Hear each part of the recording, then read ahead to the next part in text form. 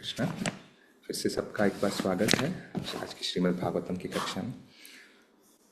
तो अभी हम लोग क्या सीख रहे हैं, where are we right now. तो हम कहाँ से शुरुआत किए हैं?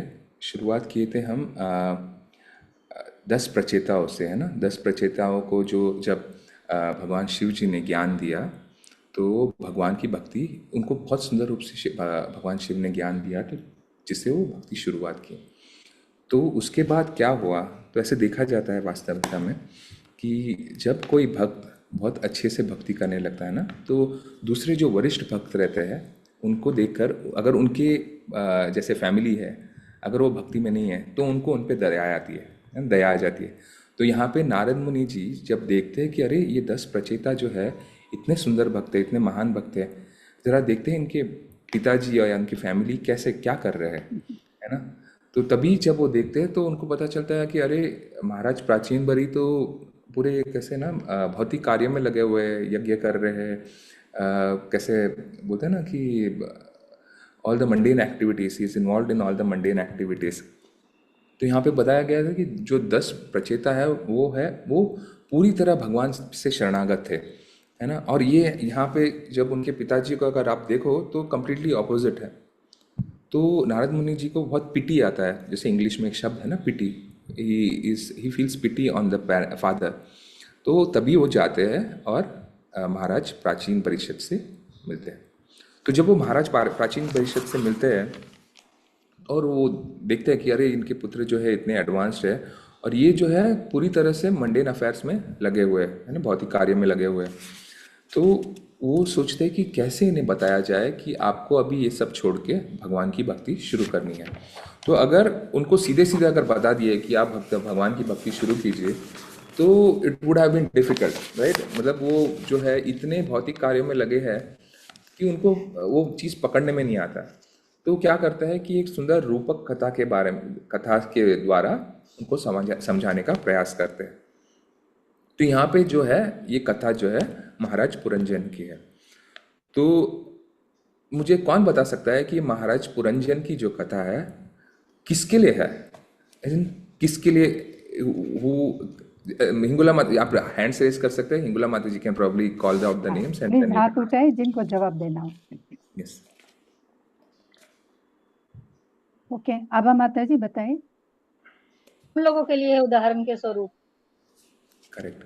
सारे जो व्यक्ति, अच्छा पुरंजन शब्द का अर्थ क्या है पता है? पूरा का मतलब है सिटी, राइट। एंड जन्म का मत है जो उस शहर में रहते हैं।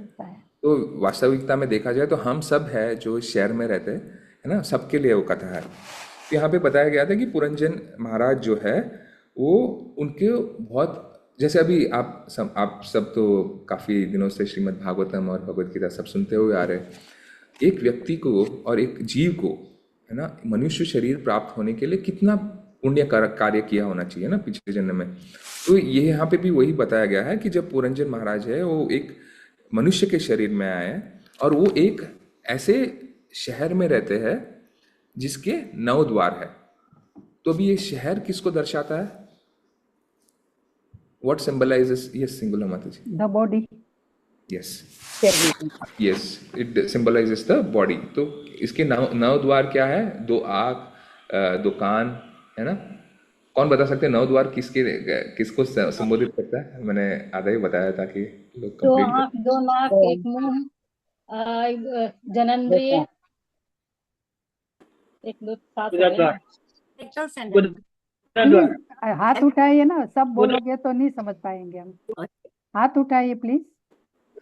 ठीक है, उदरंगा माता जी बताइए आप। 2 आंखें, 2 कान, नाक, मुंह, genitals and anus. Yes, total is 9. 9. Yes, yes, Prabhuji. तो इस प्रकार जो है ये शहर के 9 द्वार है ना। और जब महाराज पुरंजन इस शहर में आते हैं तो यहाँ की जो एक रानी है, बहुत सुंदर रानी है, उनसे वो मोहित हो जाते हैं, है ना। तो ये रानी किसको दर्शाती है? क्वीन बुद्धि। हाथ उठाइए प्लीज, हाथ उठाइए। सॉरी। Intelligence, right. तो यहाँ पे बताया गया है कि ये जो रानी है उनके बहुत सारे ब्यूटीफुल क्वालिटीज है and she has opulence, right. And इस शहर में सारी चीज़ें हैं जो इंद्रिय तृप्ति करने के लिए प्राप्त है ना। तो basically symbolizes the body, right, with when it's in the youth, जैसे वो जवानी की अवस्था में है, तो दर्शाता है कि सब कुछ प्राप्त है इस शरीर को, आनंद, मटेरियल, हाउ डू से, भौतिक आनंद को, भौतिक सुख को प्राप्त करने के लिए। तो अभी जो है महाराज पुरंजन जो है इस राज्य को राज कर रहे हैं। तो क्या हो जाता है, थोड़े थोड़े समय बाद एक काल कन्या है ना, काल कन्या और ज्वारा, राइट, प्रज्वरा, दोनों जो है, यस, दोनों जो है इस शहर को आक्रमण करते हैं। तो काल कन्या किसकी पुत्री है? काल का पुत्री। बाकी के लोग जवाब दीजिए प्लीज। संकल्प माता जी बताइए। काल का पुत्री। हाँ, काल की पुत्री है ना, काल कन्या। संकल्प माता जी आप अनम्यूट ही है, बोलिए। बोला माता जी ने एक्चुअली, बोली मैं। ओके, काल की पुत्री। हाँ, काल कन्या is the daughter of time.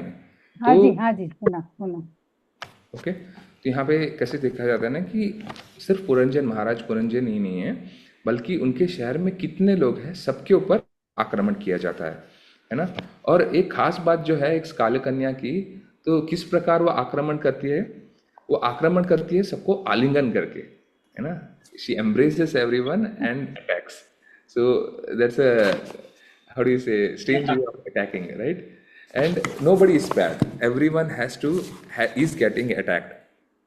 तो जैसे ही काल कन्या इज एम्ब्रेसिंग, जैसे वो आलिंगन करती है, तो जो व्यक्ति है उसका जो शारीरिक बल है वो पूरी तरह खत्म हो जाता है। हर एक व्यक्ति जिसको भी काल कन्या आलिंगन करती है तो उनका शारीरिक बल खत्म हो जाता है। तो अभी यहाँ पे देखा जाता है जैसे ही काला कन्या और प्रज्वर जब अटैक करते हैं पुरंजन महाराज के इस शहर को, तभी एक 5 हुडेड स्नेक, राइट, 5 सिर वाला एक सर्प जो आता है वो इसकी रक्षा करने के लिए आता है इस शहर की। तो कौन बता सकता है ये 5 सिर वाले जो स्नेक है रिप्रेजेंट्स व्हाट उसको वो किस चीज को संबोधित करते हैं? उदरंगा माता जी बताइए। 5 प्रकार की वायु प्रभु जी। उदान, ये I'm confused to tell the मतलब 5 names. उदान, that's okay माता जी, that's okay. It starts with प्राण, अपान, वायान, उदान एंड समान, राइट। 5 प्रकार के जो वायु है वो जो है वो उस शहर की बहुत सुंदर रूप से रक्षा करती है। तो अभी जो है ये खास करके वायु जो है उसके बारे में भी थोड़ा डिस्क्रिप्शन दिया गया है कि ये वायु जो है क्या करता है। जैसे प्राण वायु है वो उसका कार्य है जीव को इस शरीर के अंदर रखने का, है ना। सो आप करते हैं ना प्राणायाम, राइट। तो जो प्राण वायु जो है, प्राण जो वायु है वो basically it's important to keep the soul within the body.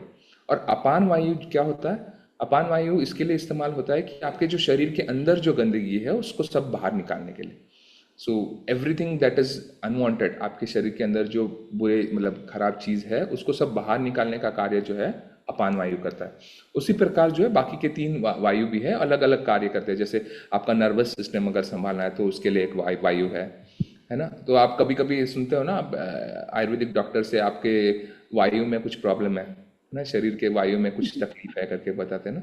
तो that is how it is this 5 hooded snake, right, 5 सिर वाला जो सांप है वो इस शरीर की रक्षा करता है और बहुत अच्छे से रक्षा करता है, बहुत समय के लिए रक्षा करता है। लेकिन कैसा है ना, थोड़े टाइम के बाद वो भी वीक होने लगता है। जब खास करके जब काल कन्या आकर सबको आलिंगन करने लगती है तो अभी ये जो 5 सिर वाला जो सांप है उसका भी शक्ति जो है खत्म होने लगता है। और यहाँ पे ये भी बताया गया है कि काल कन्या अकेली नहीं आती है ना, it comes with other soldiers also, right, बाकी सैनिकों को भी लेकर आती है। तो अभी ये जो बाकी के सैनिक है वो किसको दर्शाते हैं? रोग को, रोग, डिजीज है।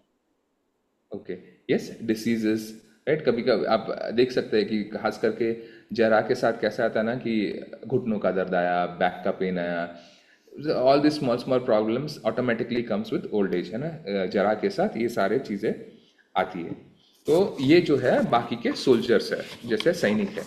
तो ये जो है कथा महाराज पुरंजन की है।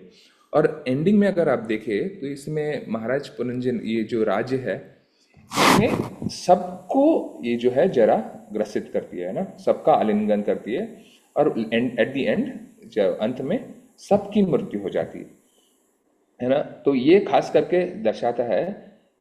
अगर कोई बता सकता है कि ये जो पुरंजन जो महाराज जो शहर में रहते हैं उस शहर के नागरिकों को क्या क्या संबोधित करता है? नागरिक, एनीवन नोस?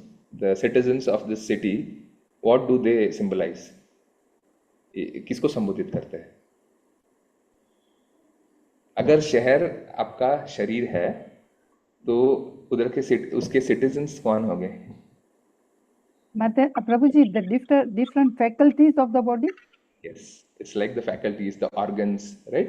So जैसे काल कन्या सबको आलिंगन करने लगती है, you can think it from this perspective. यहाँ ऐसे सोच सकते हैं। जैसे बुढ़ापा आ जाता है, आप देखना शुरू करोगे कि आपका जो है डाइजेस्टिव सिस्टम स्लो होने लग गया, आपके ऑर्गन्स जो है जैसे हार्ट है या फिर किडनीज है वो थोड़ा स्लो करने लगता है काम, है ना। आप देख सकते हो कि ये जो सारे शहर के जो सिटीजन्स है they are all getting affected because of Kalakanya, specifically Jara, right? And this is all because of the effect of old age. So now coming back to this shloka, आज के जो श्लोक में श्रील प्रभुपाद जी पर्पट में बहुत एक इम्पॉर्टेंट चीज समझाते हैं। क्या बोलते हैं कि Prabhupada ji, how important it is for one to get properly trained up, right? Trained up from the early age. Prabhupada ji ने यहाँ पे क्लियरली बताया ना कि जो है व्यक्ति को ब्रह्मचारी के अवस्था जो स्टार्ट है उसको हर व्यक्ति को एक ब्रह्मचारी के अवस्था से शुरू करना है। और खास करके ये तो हमने सुना भी है ना, प्रहलाद महाराज क्या बोलते हैं इसके बारे में? कौमारम आचरित प्राज्ञ धर्मान भागवतामिहा, राइट? तो यहाँ पे जब बताया गया है कि कौमारम आचरित प्राज्ञ, तो basically at the age of 5 साल की अवस्था से एक व्यक्ति को भक्ति मार्ग में चलना चाहिए, है ना। और यहाँ पे एक और शब्द आता है भगवत धर्म, राइट? तो ये भगवत धर्म का अर्थ क्या है? कौन बता सकता है भगवत धर्म का अर्थ क्या होता है? What do you mean when से भागवत धर्म? अभी हम भी जो है सब श्रीमद् भागवतम पढ़ रहे हैं ना, तो हम भागवतम क्यों पढ़ रहे हैं? Why are we reading? भगवान को समझने के लिए, जानने के लिए, भगवान को पाने का धर्म। अब माता जी आप प्लीज हाथ उठाइए। Okay, so that is the basic understanding. भागवत धर्म का अर्थ है कि आप भगवान से जुड़ना चाहते हैं ना, connect with the supreme personality of godhead. और ये चीज को जो है बहुत ही कम उम्र से, right at the early age, इसको शुरुआत करनी चाहिए, राइट? और खास करके ये जो भागवत धर्म है उसको जो ट्रांसलेट आप करते हो, अगर आप देखना चाहते हो वास्तविक जीवन में कैसे इसको how do you say bring it to life, right? How do you see it, right? Bringing it to life is by the वर्णाश्रम धर्म। खास करके यहाँ पे जब ब्रह्मचारी की जब बात करते हैं ना, तो that is the वर्णाश्रम धर्म that Srila Prabhupada is talking about, जो श्रील प्रभुपाद जी बता रहे हैं। और ये वर्णाश्रम धर्म जो है ना बहुत साइंटिफिक है ना। 4 वर्ण और 4 आश्रम होते हैं। कौन बता सकता है? एक्चुअली उदरंगा माता जी और आभा माता जी छोड़ के और कोई बताना चाहेगा 4 वर्ण और 4 आश्रम क्या होता है? ललिता माता जी, probably you can help. Okay, Hari बोल। यस, विनय माता जी। ब्रह्मचर्य, गृहस्थ, वानप्रस्थ एंड संन्यास, 4 आश्रम है। और ब्राह्मण, क्षत्रिय, वैश्य, शूद्र। हाँ, ब्राह्मण, क्षत्रिय, वैश्य एंड शूद्र, 4 वर्ण है ना। 4 वर्ण और 4 आश्रम। यस, सुंदर रूप से ये पूरे जो how do you say the material world, all the people are divided into this 4, है ना, 4 क्लासेस, राइट? और ये नेचुरल है, साइंटिफिक भी है, नेचुरल भी है। ऐसे जैसे भगवान भगवद गीता में कहते हैं ना, ये 4 प्रकार के वर्ण और आश्रम को किस प्रकार बनाया गया? On basis of what? किसके आधार पे बनाया गया? किसी को श्लोक याद है वो? What is the basis of creating these 4 classes and 4 ashrams? इस उदरंगा माता जी आप बताइए। हाँ, चातुर्वर्णीय मया सिस्टम गुण कर्म विभाग, गुणों के अकॉर्डिंग, क्वालिटीज के अकॉर्डिंग, है ना? करेक्ट, गुण और कर्म के आधारित पे ये 4 वर्ण और 4 आश्रम बनाए। तो तो ये जो आश्रम है, पहला आश्रम जो शुरुआत होता है वो है ब्रह्मचारी आश्रम से। तो यहाँ पे बहुत एक 7वें स्कंद के 12वें अध्याय के पहले श्लोक में नारद मुनि जी जो है ये ब्रह्मचारी आश्रम के बारे में एक बहुत ही सुंदर ट्रांसलेशन, एक श्लोक बताते हैं, मैं जो शेयर करना चाहूँगा। ओके, तो एक्चुअली मैं इंग्लिश में पढ़ता हूँ, ठीक है, I don't have Hindi right now. So a student should practice completely controlling his senses. He should be submissive, should have an attitude of firm friendship for the spiritual master. With a great vow, the brahmachari should live at a gurukul only for the benefit of a guru. है ना? तो ये जो है ब्रह्मचारी का जो है how do से स्थिति को दर्शाता है। It's an example of what a Brahmachari is.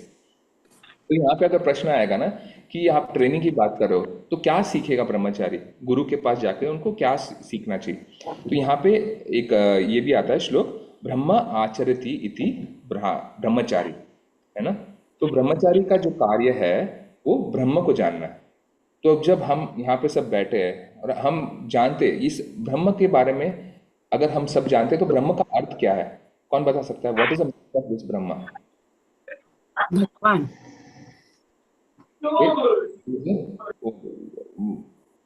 When we say Brahma, right? तो okay, I would like somebody to answer this. ब्रह्म का अर्थ क्या होता है ना? Yes, उदरंगा माता जी। भगवान प्रभु जी। तो ब्रह्म, okay, so now we have to understand कि ऑफ कोर्स ब्रह्म कैसे है, पर ब्रह्म तो भगवान ही है। जब हम ब्रह्म की बात करते हैं, ब्रह्म is basically the spiritual part, right? तो स्पिरिचुअल जो है, जैसे अभी हम बोले आत्मा, है ना, आत्मा भी ब्रह्म है, राइट? तो जब एक ब्रह्मचारी है, जब गुरु के आश्रम में जाता है तो खास करके उनको जो पहला ज्ञान दिया जाता है वो है आत्मा के बारे में, है ना। ये पूरा जो जगत है, मतलब आप लोग गलत नहीं हो जब सुप्रीम पर्सनालिटी ऑफ गॉडेड भी अगर आपने बोला, ब्रह्म पर ब्रह्म तो भगवान ही है ना। लेकिन ये पूरा जगत जो है वो दो चीजों में बटा गया है ना, एक है भौतिक, है ना, और एक आध्यात्मिक, राइट? तो ये भौतिक चीजों में क्या आता है? भूमि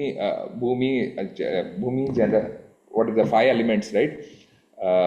दैट एंड मन बुद्धि अहंकार, आई फॉरगॉट द श्लोक, आई एम रियली सॉरी, है ना। भूमि रपो अनल वायु खम मनो बुद्धि रेव च, यस। सो द 8 एलिमेंट्स, ये सारी चीजें जो है ये भौतिक इसमें आता है। और आध्यात्मिक में क्या आता है? आध्यात्मिक जो आता है आत्मा। तो अगर आप देखें शरीर, हमारा जो शरीर है, this is a combination of both, right? Matter as well as spirit. अगर स्पिरिट नहीं हो इस बॉडी में, विल द बॉडी वर्क? क्या शरीर कार्य करेगा? No, right? So the matter can only be activated when there is a spirit. So जो शरीर है वो कार्यान्वित तभी होगा जब उसमें आत्मा हो, है ना। तो और ये दोनों के जो how do you say the character में को हिंदी में क्या बोलते हैं, जो गुण है, राइट? मैटर और आत्मा, इन दोनों के जो गुण है वो कंप्लीटली ऑपोजिट है, राइट? आप सुने रहोगे ना, आत्मा का गुण क्या है? सच्चिदानंद, राइट? और जो मटेरियल जैसे भौतिक पदार्थ है उनका गुण है एग्जैक्टली ऑपोजिट, अचित, राइट? निरानंद, राइट? असत, राइट? All 3 completely opposite. लेकिन जब ये आत्मा इस शरीर के कांटेक्ट में आता है तो ये मैटर जो है, ये भौतिक पदार्थ है, उसको भी कार्यान्वित कर देता है। तो यहाँ पे हम लोग को मेन चीज समझने का क्या है यहाँ पे, ये है कि जब आत्मा इस शरीर के अंदर आता है, that can make a matter also active, right? और तो इस सब चीजों में जैसे आप देखते हर चीज जो है, हर पदार्थ जो है आपके आजू बाजू में, लोग जो है आपके आजू बाजू में, ये जो है शरीर से ज्यादा इंपॉर्टेंट है आत्मा, right? The spirit that is making everything work, right? So सबसे इंपॉर्टेंट चीज जो हमें समझना है ये है आत्मा के बारे में। हम ये क्यों समझने का कोशिश कर रहे हैं? क्योंकि ब्रह्मचारी के लिए सबसे इंपॉर्टेंट चीज क्या है समझना, ये है कि हम ये शरीर नहीं है, हम ये आत्मा है ना। So that's why we are going on this. In material nature everyone is concerned with material aspect.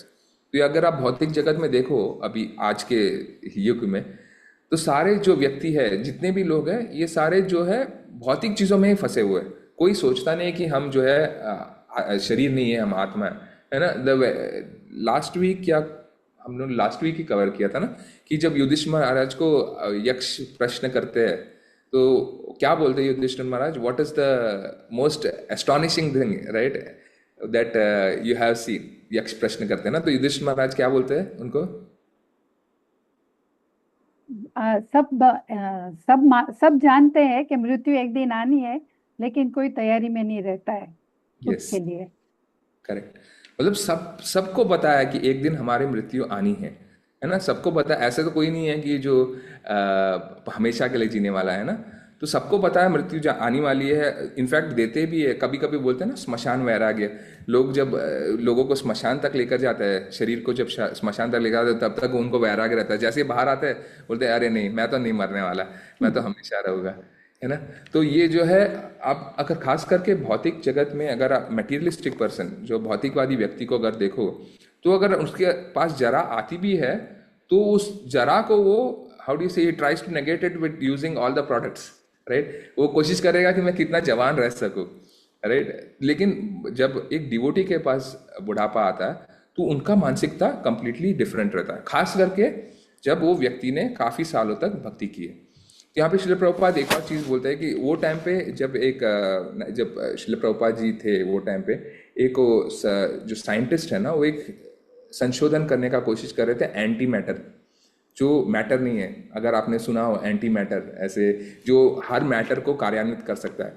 यहाँ पे एक्चुअली कहाँ, स्विट्जरलैंड में एक लार्ज हैड्रॉन कोलाइडर करके बनाया उन्होंने। बहुत एक पूरे शहर में इतना एक जैसे एक वायर लगा के ऐसे एटम्स को बनाने का कोशिश कर रहे हैं जहाँ से सारे जो जगत का जो है निर्माण हो सके, right. They want to create a soul, right, basically. लेकिन प्रभुपाद जी यहाँ पे समझाते हैं ये सब मूर्ख है। अगर आप वेदों को देखा जाए तो एंटी मैटर क्या है? जो मैटर नहीं है वो एंटी मैटर है ना। तो उसका मतलब है जो आत्मा है that is basically anti matter, right, that can bring all the जो भौतिक चीज है उनको सबको कार्यान्वित कर सकता है। यहाँ पे अब ये बहुत इंपॉर्टेंट चीज बताया गया है, जो हमारे वैदिक कल्चर है, यहाँ पे ये सारी चीजें ना बचपन में ही लोगों को सिखाया जाता था। आजकल अगर आप देखते हो, आजकल तो ऑपोजिट हो चुका है, सब किसी को कुछ पता ही नहीं है इसके बारे में। लेकिन वैदिक culture, if you go back, अगर आप पीछे जाओ और समय में, तो आप देखोगे कि ये सारे चीजें जो है, आत्मा है, शरीर है, ये सारी चीजें तो लोगों को बचपन से ही पता था, राइट। और ये सारी चीजें जो स्टार्ट होता है, हम भगवत गीता के फर्स्ट चैप्टर में भी पढ़ते हैं ना, श्रील प्रभुपाद परपट में बताते हैं, the first question that a person who has taken a human form, right, that question is अथातो ब्रह्म जिज्ञासा, right। हमने सुना है ना अथातो ब्रह्म जिज्ञासा। क्या है अर्थ अथातो ब्रह्म जिज्ञासा का? what does it mean, अथातो ब्रह्म जिज्ञासा?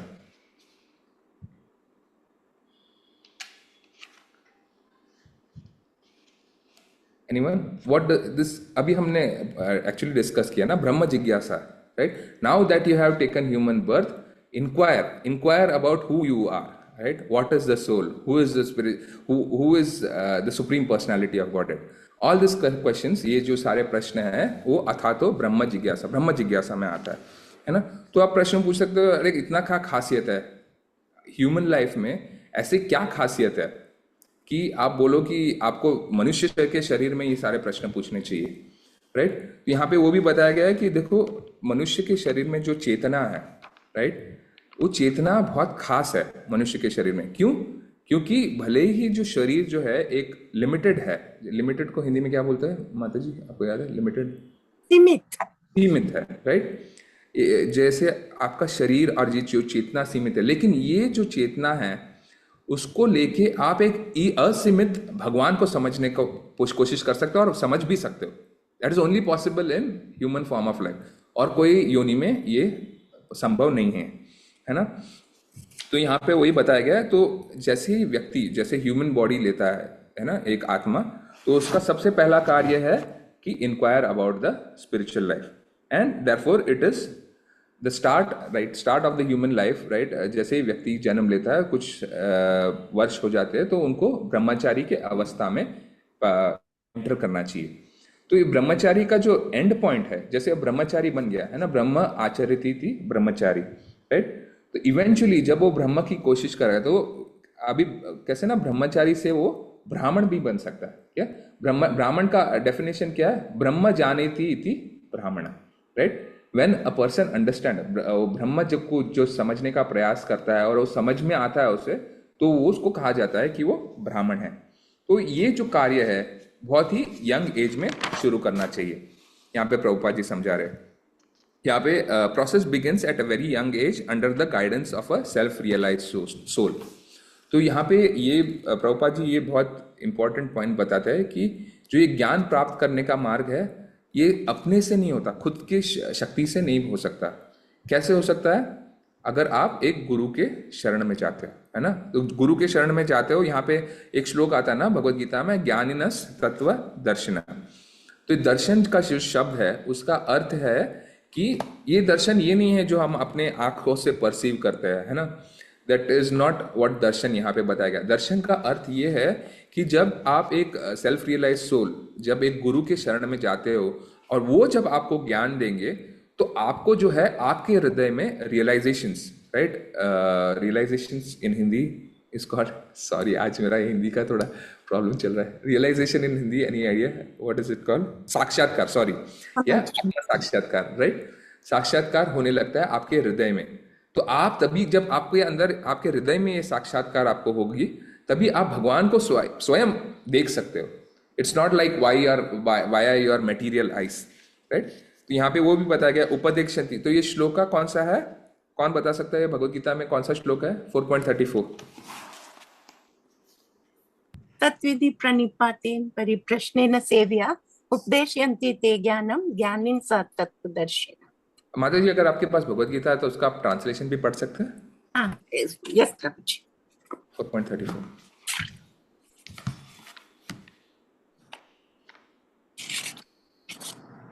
तब तुम गुरु के पास जाकर सॉरी सत्य को जानने का प्रयास करो, उनसे विनीत होकर जिज्ञासा करो और उनकी सेवा करो।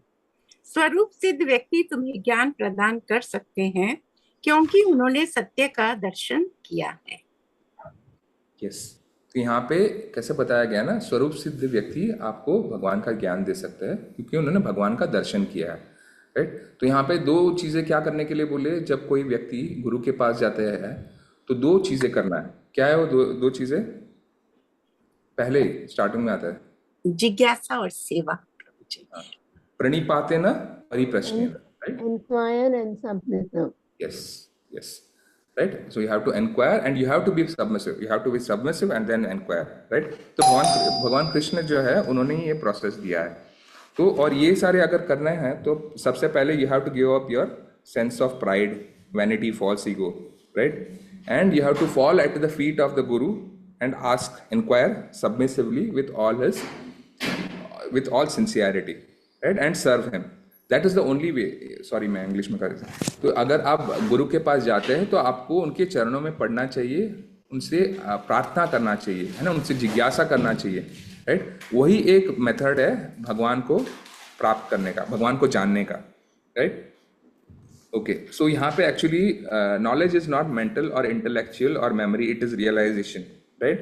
दिव्य ज्ञान हृदय प्रकाशितो, ये जो ज्ञान है ये कोई इंटेलेक्चुअल ज्ञान नहीं है, right. It is more of realisations. यहाँ पे हम रोज पढ़ते हैं ना गुरु आरती के टाइम पे, दर्शन आरती के बाद जो गुरु आरती होता है उसमें दिव्य ज्ञान हृदय प्रकाशितो। तो ये जो है दिव्य ज्ञान जो है हृदय में प्रकाश होता है एंड उसका अर्थ है, यही इसका मीनिंग है उपदेक्षन्ति ते ज्ञानम ज्ञानिनस तत्वदर्शिनः। That is a person, that is how आप देखते हैं ना, कभी कभी आप बोलते हो कि अरे व्यक्ति अंगूठा छाप है, ऐसे बोलते हैं ना बाहर अंगूठा छाप, लेकिन स्वरूप सिद्ध है, उसको आत्म साक्षात्कार हो चुका है उसको। अगर भौतिक ज्ञान रिलेटेड है साक्षात्कार प्राप्त करने के लिए, then that person should not have साक्षात्कार, राइट। मतलब material knowledge is not important, जो भौतिक ज्ञान है इज ये कैसे बोलते हैं, प्री रिक्विजिट नहीं है आत्म साक्षात्कार के लिए। लेकिन गुरु की सेवा करनी है, गुरु की आज्ञा प्राप्त जो पालन करना है वो है, that is the only way, right. Last दो एग्जाम्पल हम लोग लेंगे और फिर बाद में समाप्त करने का प्रयास करेंगे आज का कथा। एक है example of Gaur Kishor Das Baba ji Maharaj. So everyone knows whose guru is Gaur Kishor Das Baba ji Maharaj? Bhakti Siddhanta Saraswati.